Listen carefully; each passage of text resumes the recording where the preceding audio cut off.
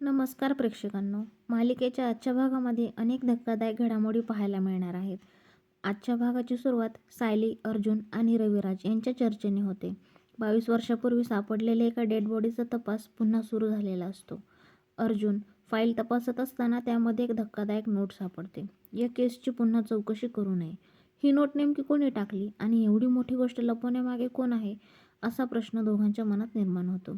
अर्जुन ठामपणे सांगतो की हे एखाद्या मोठ्या, प्रभावशाली व्यक्तीचं काम असू शकतं, कारण हॉस्पिटलसारख्या ठिकाणी सगळं व्यवस्थित मॅनेज करण्यात आलेलं आहे.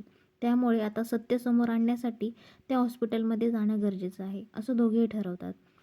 इकडे प्रतिमा येते आणि अजूनही तो मिस्ट्री मॅन आपल्या मागावर असल्याचं समजल्यावर तीही हादरते.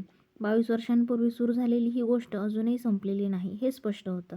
दरम्यान सायली किचनमध्ये सुमनशी बोलते. सायलीच्या शब्दांमुळे सुमन अधिक गंभीर बनते. सायली सुमनला एक महत्त्वाचं काम देते, नागराजवर लक्ष ठेवायचं.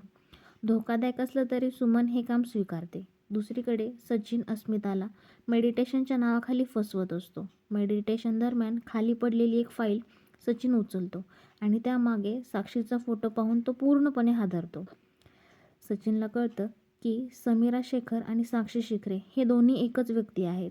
इकडे नागराज गुपचूप गुंडांना भेटतो आणि सुमनचे दागिने मिळवण्यासाठी कट रचतो. सुमन त्याचा पाठलाग करते, पण पुढे तिच्यावर चाकूचा धाक दाखवून मंगळसूत्र हिसकावलं जातं. हे सगळं नागराजने जाणून बुजून केल्याचं स्पष्ट होतं. भागाच्या शेवटी पुढील भागाची झलक दाखवली जाते. साक्षीच्या घराबाहेर पोलीस येतात आणि चौकशी सुरू होते. सायली अश्विनकडे मदतीसाठी जाते, कारण आता सत्य बाहेर आणण्यासाठी त्याची गरज असते. मग प्रश्न असा आहे की साक्षीचा खरा चेहरा उघड होणार आहे का?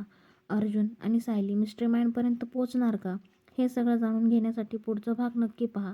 अशाच लेटेस्ट अपडेट्ससाठी आपल्या चॅनलला सबस्क्राईब करा. तुमचं जे काही मत असेल ते आपल्याला कमेंटमध्ये कळवू शकता मित्रांनो.